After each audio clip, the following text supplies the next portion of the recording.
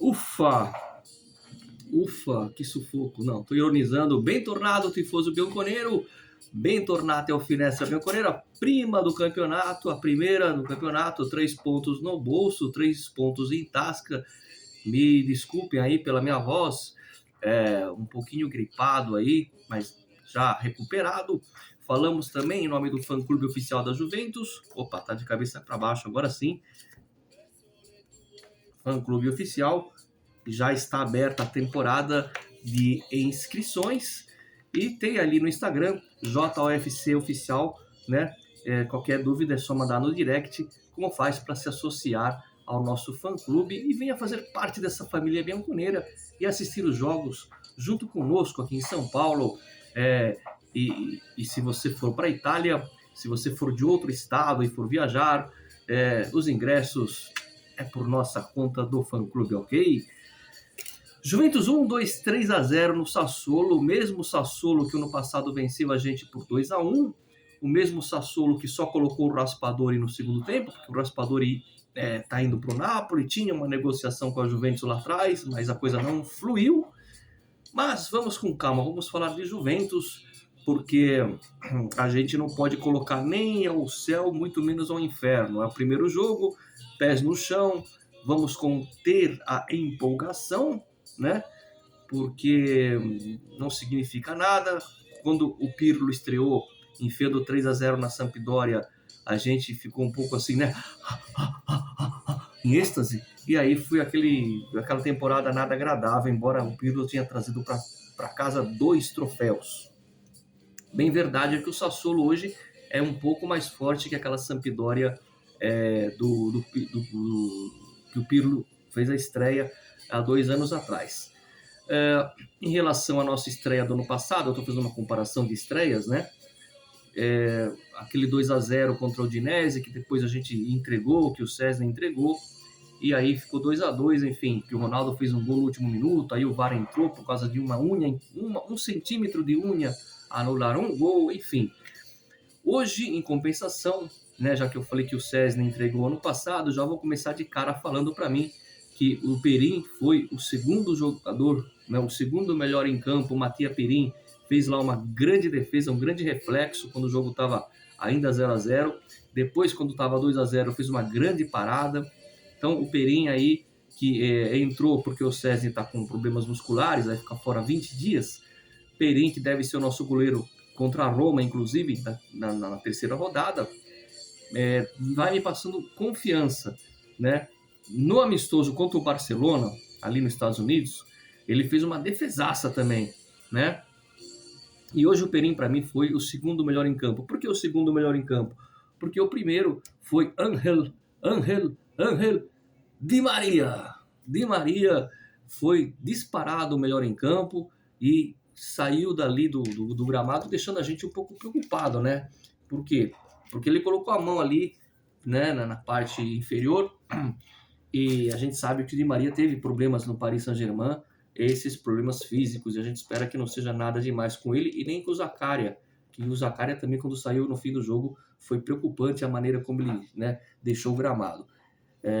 Espero mesmo que não tenha sido nada de grave contra o Di Maria. Estava até ouvindo aqui o pessoal da Rádio Bianconeira comentando que parece que não é nada grave, talvez no máximo poderia ficar fora do jogo contra a Sampdoria, mas estaria já de volta contra a Roma. Mas isso é só uma situação que foi colocada, ainda não tem nada oficial, mas não deve ser nada sério, nada grave, isso que é importante. O que eu mais gostei da Juve hoje? A marcação na saída de bola. E quando tinha posse de bola já com o placar à frente, por exemplo, estava 2-0, a agressividade da Juventus, meu Deus, o Alegre foi agressivo, 2-0, o time foi agressivo, meu Deus. Gostei também da entrada do Kostic, aliás, o Kostic, quando o Vlahovic fez o gol, né, o Di Maria abriu o placar, um belo gol, o Vlahovic de pênalti claríssimo pênalti, né, mas claro que essa camisa aqui, né, fez 2-0, e no comecinho do segundo tempo, num erro lá do Sassuolo, o Vlahovic mostrando que é matador, faz o terceiro gol e acabou ali o jogo, decidiu ali o placar. Veja que isso já é um ponto positivo. No último ano a gente sofria até o último minuto e, sinceramente, você começar a primeira do campeonato com 5 minutos do segundo tempo e tá com o placar resolvido é um alívio. E aí é que entra o que eu falei, o que eu estava falando da agressividade, né? Já quando estava 2-0, o time buscando o terceiro gol, sendo um time um pouco mais agressivo, gostei nisso, nessa postura do time, e gostei que o nosso treinador colocou os jovens para atuar, né? Tá certo que o Miretti acabou entrando ali por causa do infortúnio do Di Maria, que sentiu aquela dor muscular, mas o Rovella entrou, enfim, o Solé. Olha, eu vou falar uma coisa, o Rovella, inclusive, eu vou ser polêmico aqui. O Paredes deve chegar na Juventus, atualizando um pouco o mercado. O Paredes deve chegar, mas eu espero que não sacrifiquem o Rovella. Na verdade, eu acho que os três tinham que ficar, o Fagioli, o Rovella e o Miretti, porque não se engane, o Miretti ele tem um potencial para ser mais que o Fagioli, embora o Fagioli seja mais talentoso hoje. Vou repetir, o Miretti tem esse potencial, eu sei o que eu estou falando. Então, eu acho que os três deveriam ficar, mas infelizmente a chegada do Paredes vai sacrificar alguém aí. E eu, sinceramente, não gostaria que o Rovella saísse. Então eu vou ser um pouco polêmico. Eu vou ser xingado aqui, vou ser chincalhado. Se fosse para escolher entre o Paredes e o Rovella, eu deixava o Rovella. Podem me julgar, pode falar o que quiser e vou explicar o porquê. O Paredes é muito mais jogador, é muito mais experiente, mas o Paredes também anda se machucando bastante. Aí nós vamos entrar no efeito de bala. Joga bem e depois se machuca, fica um mês fora e aí não dá. Já o Rovella tem tudo para crescer o seu futebol. Depois não adianta, ele vai para um outro clube, estoura, e a gente fala, poxa, a gente tinha um cara aqui, agora vamos ter que trazer ele de volta, vamos ter que pagar. Então eu faria isso se fosse o último caso. Eu investiria no Rovella e não traria o Paredes por conta de questões físicas. Óbvio que o Paredes é muito mais jogador e é a experiência que conta, principalmente para disputar a Champions, tá? Não estou aqui dizendo que o Rovella é o supra-sumo porque entrou lá, até porque jogou só 10 minutos. É muito pouco para falar do Rovella. 10 minutos contra o Sassuolo, com todo respeito ao Sassuolo. Não estou dizendo isso. Eu falo baseado no que eu vejo do Rovella já há algum tempo, não no jogo de hoje. Mas o Paredes deve vir e que seja bem-vindo o Paredes, mesmo que acabe saindo aí uma das nossas peças jovens. Falando ainda do mercado, o Depay está perto da Juventus, eu confirmo. Eu disse que está perto, né? Acho que vai acabar sendo um negócio, acho. Apenas me foi dito hoje cedo que o Depay está muito perto. Voltando a falar do jogo, quando fizemos o terceiro gol, tentamos fazer o quarto, né? E aqui vai uma pequena crítica ao Locatelli, que eu acho que ele, quando pega a bola, fica lá dando 3, 4 toques na bola e acaba se embananando. Não, ele tem que fazer o seguinte, fazer o simples, né? Dá um toque só para passar, né? Um toque só na bola, papum! Nada de ficar dando 2, 3 toques, porque ele está se enrolando mais que o espaguete, e aí não dá certo.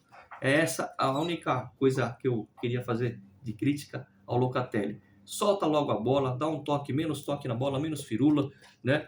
E consiga aí colocar mais praticidade no jogo da Juventus. Tirando isso, vamos com calma, não quero aqui criar nenhum tipo de empolgação e muito menos criar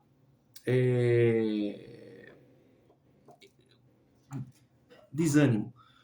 Assisti a maioria dos jogos, alguns eu vi só o VT rápido. A Inter sofreu, achou um gol no último minuto. A Roma contra do meu grande amigo Gilles, um grande abraço ao Gilles, grande romanista, suou para ganhar da Salernitana. O Milan foi mais convincente, para mim é um time que está à frente dos outros, porque já está com um time montado e reforçado. E a Udinese também está em pedaços, hein? Vamos com calma. E o Napoli ganhou de um Verona que não é o Verona. Ali, se você colocar a Julieta, vai fazer muito mais impressão ao adversário ver a Julieta do que esse time do Verona, que não é o mesmo da temporada passada. Então, somando tudo, comparando os nossos adversários, a nossa estreia foi a melhor, sem sofrimento, é isso que eu quero dizer. Contra um time que na minha opinião, o Sassuolo é mais forte que o Verona, mais forte que a Udinese e muito mais forte que o Lecce, na minha opinião.